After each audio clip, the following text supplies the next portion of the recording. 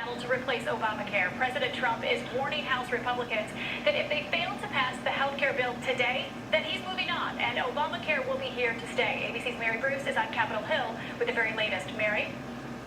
Paula, the clock is ticking. That vote is coming, but it's still unclear if Republicans have the votes to get this done. Republicans have been scrambling to make a deal. Negotiations here going late into the night. The president's top aides coming here to the Hill with that ultimatum: hold the vote, and if it fails, move on.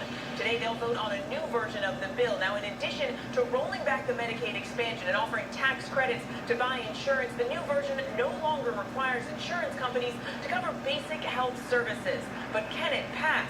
That question is still unknown. Paula? Yeah, that is the big question, Mary. Thank you. Meantime, British authorities have announced what they're calling two more significant arrests in connection with the attack in London this week. Overnight, hundreds gathered for a vigil in Trafalgar Square to remember the lives lost outside of Parliament. Now, a fourth victim has now died. Investigators say the attacker, 52-year-old Khalid Massoud, was a British-born Islamic radical with a number of aliases who had a long criminal record. And back in this country, a school tragedy in East Texas. A high school track coach was killed and 18 students injured when their bus collided with the tractor trailer near Mount Pleasant. School officials say the truck driver, who was also killed, had swerved into oncoming traffic. It is unclear why. And the frantic search is over for two toddlers abducted in a stolen car. An Amber Alert was issued for 2-year-old Carlos Cortez and his 1-year-old brother after police say their babysitter left her Honda unattended near Palm Springs last night. Now, police overnight found the car abandoned in a nearby town. Those boys were safe.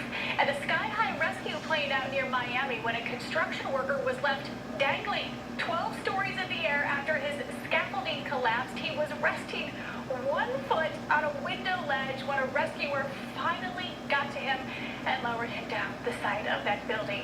And in New York City, it's about to be thrown for a loop. Literally, plans are being drawn up for the world's first U-shaped skyscraper being called the Big Bend.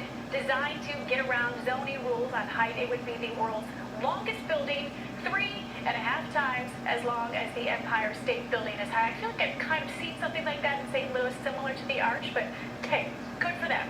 And finally, what would it take to get you to put down your phone during dinner? Okay, everybody, a restaurant in Pennsylvania is offering a deal for people who want to enjoy a meal at each other unplugged.